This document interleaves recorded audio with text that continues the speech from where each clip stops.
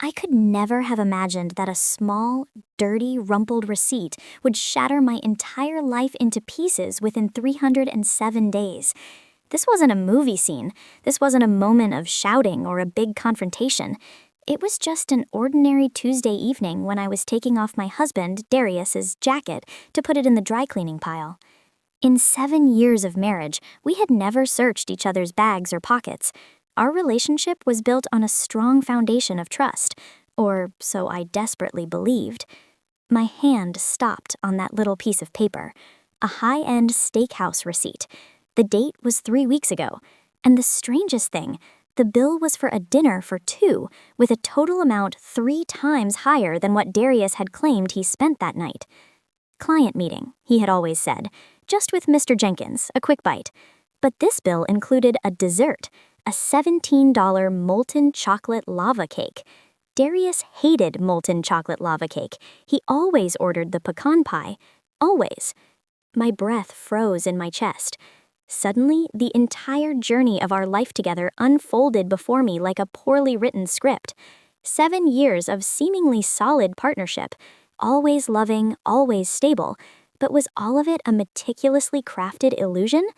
I pressed that receipt tightly into my palm. It wasn't just a piece of paper, it was the detonator. And in that exact moment, there were no tears streaming down my face. There was just a cold, focused burn in my eyes. I didn't need to scream or cry yet. I just needed the truth. And after that, I needed reparations. My name is Simone, and this is not the story of my defeat, but the story of my retaliation and my rebirth. My relationship with Darius started in our final year of university. I was majoring in digital marketing. Darius was already focused on building his future, majoring in business management. I came from a modest, close-knit family. Darius had a bit more stability, eventually starting a small renovation and design firm. When we got married, I was 24. My whole vision was simple: to build a safe, loving, beautiful home together in the city. Our home was a charming, sunlit brownstone apartment where the warmth of our aspirations was almost tangible. The scent of strong coffee and Sunday soul food always filled our space. Our routine was comfortable: late mornings, long walks in the local park, and movie nights cuddled up on the sofa.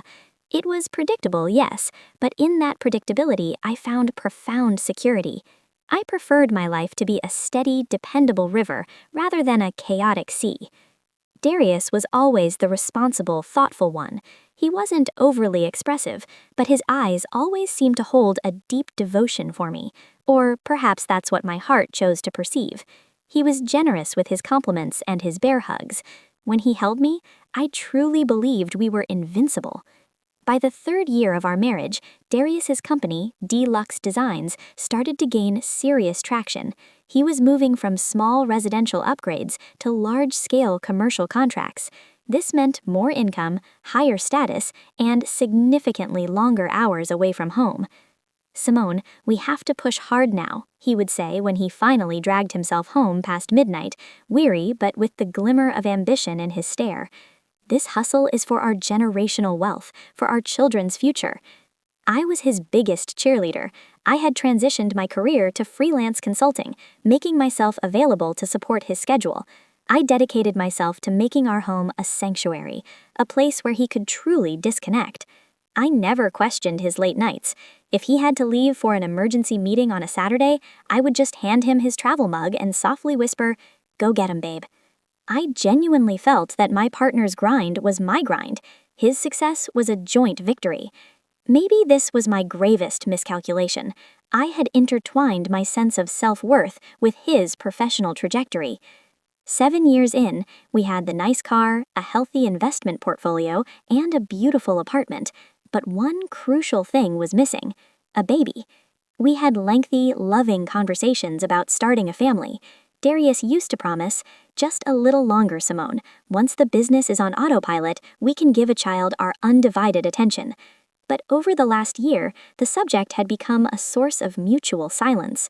Whenever I brought up visiting a specialist or planning for pregnancy, he would abruptly change the subject. His phone would suddenly chime with an unmissable urgent text, or he would claim a pounding headache and go straight to bed. I rationalized it as stress stemming from the business pressure. Instead of retreating, I became even more nurturing. One evening, I snuggled close to him, resting my head on his chest. "Darius, are you pulling away from me?" I asked quietly. He looked down. There was a faint shadow around his eyes I hadn't registered before. He held my hand with excessive tenderness. "Baby, what are you talking about? You are the center of my universe. It's just the workload, the pressure cooker." His affection that night lacked sincerity. It felt manufactured, laced with anxiety. But I was blissfully ignorant that I misread his nervousness as genuine exhaustion. Approximately 10 months ago, a new lead architect joined Darius's firm, a woman named Kendra. Darius introduced Kendra's arrival to me in a casual context. "She's incredibly sharp, Simone, a real go-getter. She's boosting our design execution speed." I felt zero suspicion. I was pleased he had a competent associate. Occasionally, when Darius came home, he would talk effusively about Kendra's brilliance. "Kendra nailed the pitch today using her 3D modeling skills. We landed the multi-million-dollar condo project," he proudly shared once. I realized I was completely ignorant about our finances. Darius managed everything, insisting, "You are the creative spirit, Simone. I'll handle the logistics and the accounts." That was the first wall I needed to penetrate. The next few weeks were a silent whirlwind of calculated moves. I located all the financial documents, joint bank statements, property deeds, and investment summaries he kept locked in his fireproof safe. I used the spare key he kept in his shaving kit, and while he was on an alleged site visit, I scanned every document. I discreetly retained a powerful family law attorney, Miss Evelyn Carter. I used my emergency consulting funds to pay the hefty initial retainer. I presented her with the evidence calm as ice. "Simone, you have an ironclad case for marital infidelity and fraud. We will ensure you secure the most equitable settlement possible." I enrolled in an intensive virtual certification course to update my proficiency in advanced data analytics and programming, skills I had sidelined for his career. Financial independence was not just a goal, it was my shield. Darius started becoming overconfident. Since I hadn't erupted, he convinced himself the secret was safe. His urgent trips became more frequent and longer. One Thursday, he announced he had to fly to Miami for a crucial meeting with a foreign investment group. "It's a 4-day trip, Simone. Don't worry, I'll bring you back something nice."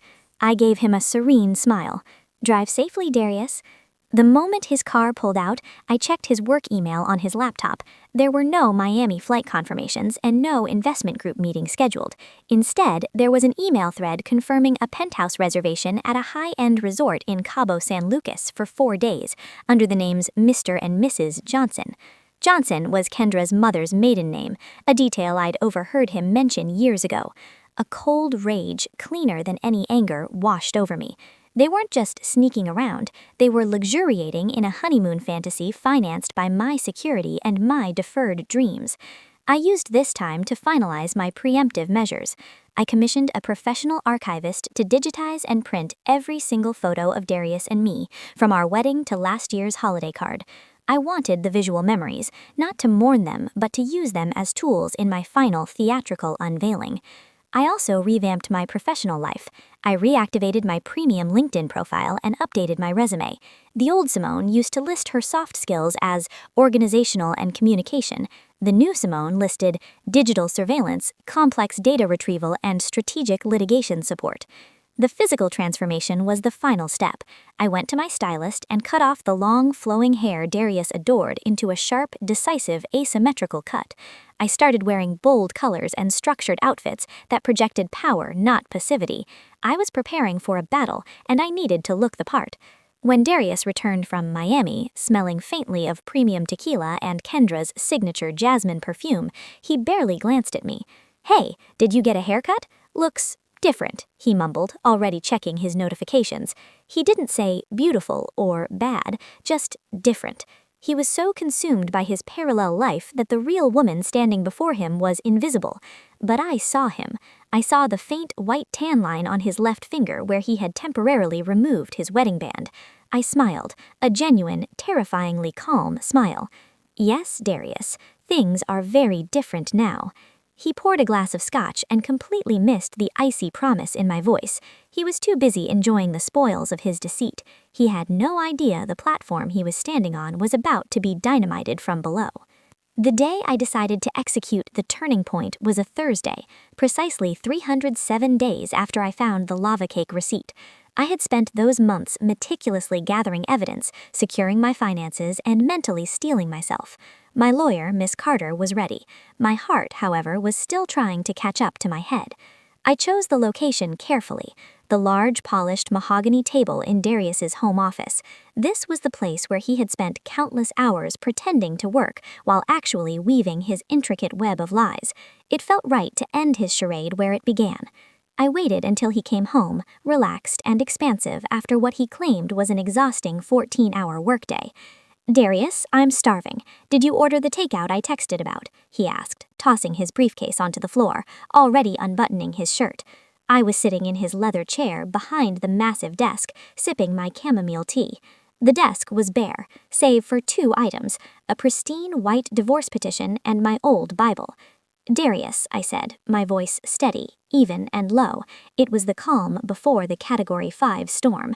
"We need to talk. Take a seat." He stopped, mid-step. The casual confidence dropped from his shoulders. He saw the official-looking papers, the unusual stillness in my posture, and a flicker of panic crossed his face.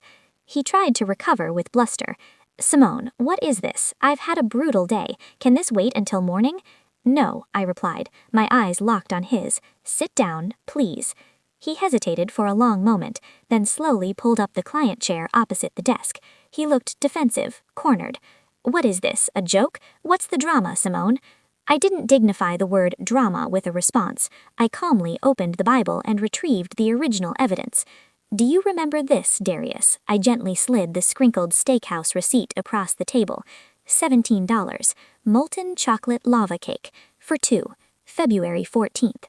His face instantly drained of color. He looked at the receipt, then back at me. The panic was now replaced by a desperate, trapped calculation. "Simone, this is ridiculous. That was a client dinner, I told you. Mr. Thompson loves dessert. I cut him off, not by raising my voice, but by speaking over him with an absolute certainty that commanded attention.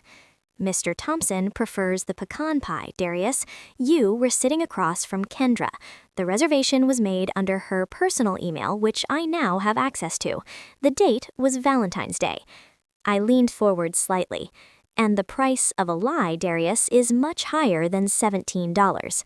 This was my emotional breaking point, but I refused to let it look like one. I had spent months processing the pain.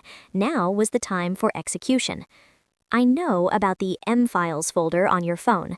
I know about Cabo San Lucas, reserved under Mr. and Mrs. Johnson. I know about the 3 sets of luxury bed linens you expensed through the company account delivered to Kendra's apartment address." I spoke clearly, listing the facts like a prosecutor delivering an opening statement. His eyes darted around the room, searching for an escape, a denial, but he found none. Finally, he slumped. The defeat was visible in the way his massive shoulders collapsed. The actor had dropped the mask. "Simone, baby, I can explain. It was a mistake, a moment of weakness. It didn't mean anything." The classic empty plea. "It meant 7 years of my life, Darius," I said, and for the first time my voice wavered slightly, but I quickly caught myself. "It meant every hope I put into this marriage. It meant you actively chose to lie to me every single day. And yes, it meant something. It meant you don't respect me." I pushed the divorce petition toward him. "Sign it. Miss Carter has calculated the division of assets according to the state law and the evidence of your infidelity. It's generous considering the extent of your fraud." He snatched the papers, his fear turning into anger. "Generous? Are you kidding me, Simone? You want half of my company? Half of the investment account I built? You haven't worked full-time in years." This was the part I had been preparing for, the financial battle. "Ah, but I have, Darius," I corrected him calmly. "While you were building your little fantasy life, I was busy auditing ours." I reached under the desk and pulled out a thick binder. I opened it to the first tab, labeled Evidence of Marital Fraud and Embezzlement. This includes the itemized list of Kendra's personal expenses, her lease deposits, private school tuition for her daughter, even her facelift consultation, all paid for through your company's operating account expenses. That is fraud, Darius, tax fraud, and since we file jointly, that implicates me. I met his horrified gaze. Miss Carter is ready to file a criminal complaint with the IRS to protect my status as an unknowing spouse, detailing how your mistress was paid through your company's books. If you sign the divorce papers as they stand, I will not involve the IRS. We will keep this civil. You get the company, stripped of the fraudulent assets. I get the house, the main investment account, and a tidy sum for emotional distress. Your choice. Sign or face federal charges and the complete destruction of Deluxe Designs. He stared at the binder, then at the divorce papers, then back at my impassive face. He knew I was not bluffing. The sheer volume and detail in the binder broke him completely. He buried his face in his hands, letting out a raw, desperate sob. Simone, please, I love you. It's Kendra who pursued me. It was an escape from the pressure. Don't do this to me. Don't ruin my business. Hearing him cry felt like a hollow victory. There was no joy, only a deep, cold ache. You ruined your business, Darius, when you decided that the risk of losing me was worth a piece of cake and a weekend in Cabo. You lost me a long time ago. Now you face the consequences. I pushed a pen toward him. Sign. Now. He signed the papers, his handwriting shaky and huge. The act was final. The marriage, 7 years of love, stability, and trust, ended with the scratch of a pen on a mahogany desk. He looked up at me, his eyes red and wet.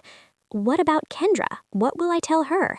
His primary concern was his mistress. The selfishness was breathtaking. That, I said, standing up, the weight of the last 7 years lifting off my shoulders, is where my personal touch comes in. 2 hours after Darius signed the papers, I walked out the door and drove directly to the Deluxe Designs corporate building. It was late, but I knew Kendra often worked late, basking in her temporary power. I had meticulously prepared the second part of my revenge, which wasn't about money, it was about status and reputation. I had created a professional-looking email, utilizing a discreet corporate whistleblower alias I had developed. I sent this email to the entire Deluxe Designs client list, all major vendors, and, most importantly, the entire executive team, including Darius's longtime business partner, Michael. The subject line was simple: integrity breach and financial mismanagement at Deluxe Designs.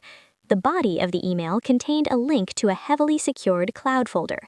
Inside that folder was the curated evidence: the lava cake receipt and the Valentine's Day date, the Goa/Cabo San Lucas reservation details confirming the use of fraudulent names, the itemized company expense report detailing Kendra's personal charges, with scanned invoices, and finally, a beautifully formatted side-by-side comparison of their work-related trips versus their actual romantic retreats.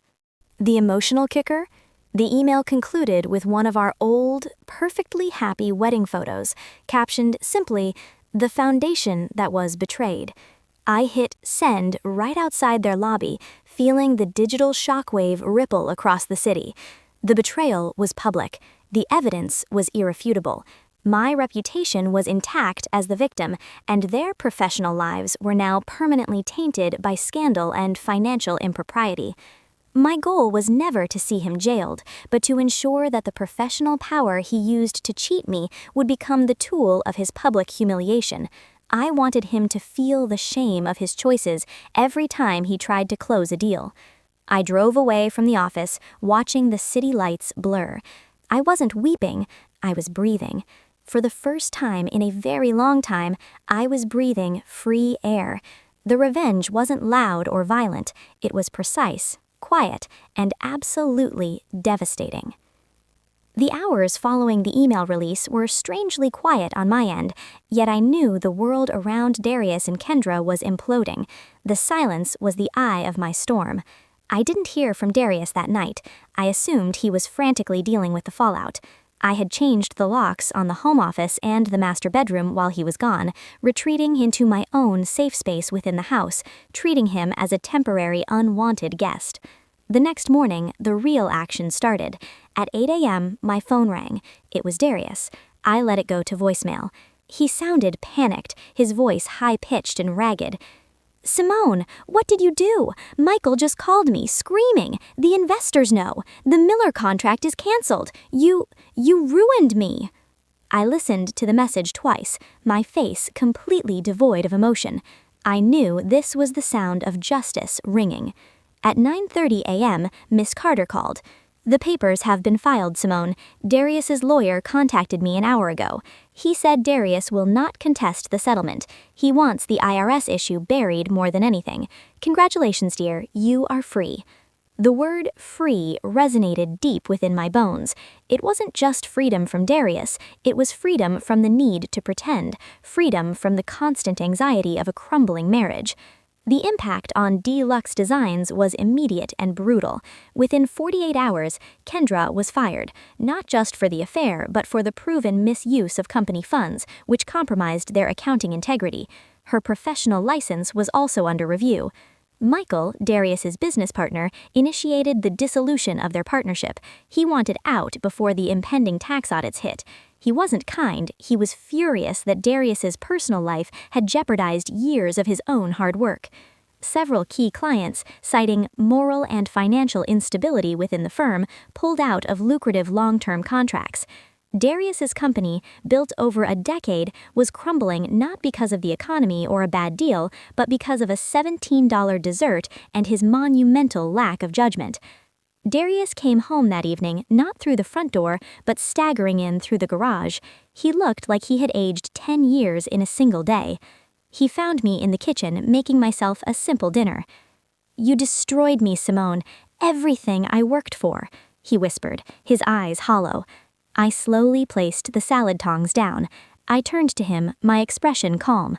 "No, Darius, you destroyed us. I simply ensured that the consequences of your actions were delivered to the correct address, yours." He tried to plead again, the classic abuser's move. "We can fix this. I'll fire Kendra again. We can tell everyone I was blackmailed. Please, Simone, I miss you. I miss our life." I looked at him not with hatred, but with a profound, weary pity. "You don't miss me, Darius. You miss the comfortable, unquestioning woman who cleaned up your messes and inflated your ego. That woman is gone. You killed her." I walked over to the mudroom closet and pulled out a large, empty suitcase. "Your signed divorce papers are on the kitchen counter. Your attorney is handling the division of assets. Your portion of the assets will be released once you have cleared your name from the IRS investigation, which I have temporarily put on hold. I suggest you start finding a new office and a new apartment by the end of the week. You have 72 hours to remove your personal belongings." He stared at the suitcase, then at me. "You're kicking me out? This is my house." "It is my house now, Darius. The deed is now solely in my name, signed over in the settlement as compensation for potential tax exposure. Miss Carter will forward you the documentation. Take what is yours and leave." I watched him stand there completely helpless. His power, which had been derived from money and control, had evaporated. He tried one last, desperate grab for emotional control. "Did you ever even love me, Simone, or was this all a game?" I gave him the only honest answer he deserved. "I loved the man I thought you were, the man who valued loyalty, our partnership, and our future. That man was a work of fiction. The love was real, but it died the moment you chose that dessert over me. Goodbye, Darius." I didn't wait for his response. I picked up my salad and walked into the living room, turned on the television, and deliberately ignored him as he slowly, miserably began filling the suitcase. The next few days were cleansing. The physical act of seeing Darius's things leave, his suits, his golf clubs, his trophies, was therapy. He left with a whimper, not a bang, disappearing into the chaotic world he created. I didn't change the locks again. I changed the atmosphere. I opened all the windows, physically airing out the lies. I repainted the office in a bright, energizing teal, my favorite color, not his neutral corporate gray. I transformed the space of his betrayal into my new command center. I used the money from the settlement wisely. I paid off the small remaining mortgage and invested a substantial amount. I was financially secure, but more importantly, I was driven. I launched my own consulting firm, focusing on digital analytics and data security, the very skills I had honed during my revenge phase. I was excellent at finding hidden patterns and tracking digital footprints. My new company flourished, specializing in helping other small businesses secure themselves against internal theft and data loss, a morbidly ironic but highly profitable niche. I didn't date. I spent the next year building my empire, rebuilding my social life with friends I had neglected, and reconnecting with my family. One evening, I received a text from an unknown number. Saw Darius at the local coffee shop. He looks terrible, working out of a rented basement office. Kendra is gone. Justice served. It was from a mutual acquaintance, but I didn't need the confirmation. My revenge was never about watching him suffer. It was about ensuring his life reflected his character. He was forced to build his life from the ground up again, without the foundation of trust he had so carelessly destroyed. The emotional closure didn't come from his suffering, it came from my self-sufficiency. I didn't need him, I didn't need his money, and I certainly didn't need his approval. The revenge was simply the mechanism that delivered my power back to me. The most valuable realization was this: I was not the passive, dependent woman I thought I was. I was a strategist, a financial mind, and a warrior. That realization was worth more than half the assets of Deluxe Designs. 2 years later, the apartment no longer feels like ours, it feels like mine. It's filled with my art, my books, and the quiet comfort of a life lived authentically. I am sitting on my balcony, the city lights twinkling below, a gentle piano melody drifting from my speakers. I look down at my hands. They are steady, capable, and currently holding a cup of my favorite high-end French roast. I sometimes think about the past, not with regret, but with a detached sense of understanding. Darius taught me the hardest lesson of my life, that the person you trust the most can be the most dangerous. But I also learned the most valuable lesson, that the person you rely on the most should always be yourself. The sadness is gone. It has been replaced by a quiet, deep-seated gratitude. Gratitude for the strength I never knew I possessed. Gratitude for the friends and family who stepped in when my world collapsed. And gratitude for the $17 molten chocolate lava cake, the tiny catalyst that ignited my revolution. I am no longer scared of vulnerability, but I am fiercely protective of my peace. I date occasionally, choosing partners who demonstrate integrity through their actions, not just their words. I look for consistency, not charisma. I never tried to contact Darius again. He is a closed chapter, a necessary villain in the story of my becoming. I hear through whispers in the industry that he is slowly starting to rebuild, but he carries the scar of the professional collapse. His reputation precedes him. He got what he deserved, a second chance, but this time he has to do it the hard, honest way. The only remaining evidence of that tumultuous time is the teal-colored office and the memory of that terrible, quiet night on the mahogany desk. It serves as a reminder. Betrayal is an ending, but it is also the most powerful beginning. I stand up, stretching. The city is awake, vibrant, and full of possibility. My story didn't end in heartbreak. It ended in a powerful, undeniable affirmation. I saved myself. I walk back inside, ready for a new day. The sound of gentle rain begins to fall outside the window, a calming, cleansing sound. My future is open, earned, and completely, joyously mine.